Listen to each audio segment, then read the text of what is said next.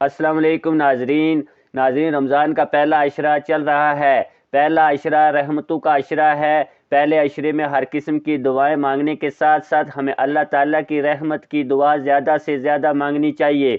ناظرین، رمضان تمام مسلمانوں کے لیے ایک بابرکت مہینہ ہے۔ اس مہینے میں عالم اسلام روزے رکھتے ہیں اور رب کائنات کی عبادت کر کے خوشنودی حاصل کرنے میں مصروف رہتے ہیں۔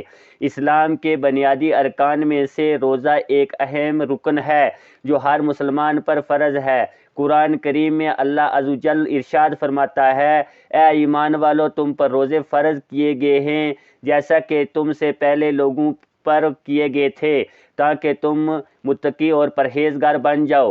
اس کے ساتھ ساتھ قرآن و حدیث میں رمضان المبارک کے بے شمار فضائل و برکات بیان کی گئی ہیں۔ رمضان المبارک کے شروع ہوتے ہی شیاطین جکڑ دیے جاتے ہیں، جنت کے دروازے کھول دیے جاتے ہیں اور دوزخ کے دروازے بند کر دیے جاتے ہیں۔ اس بابرکت مہینے کا پہلا عشرہ رحمت کا، دوسرا عشرہ مغفرت کا اور تیسرا عشرہ نجات کا ہوتا ہے۔ رحمتوں اور برکتوں والے اس مہینے کے پہلے عشرے کی دعا کی بہت فضیلت ہے۔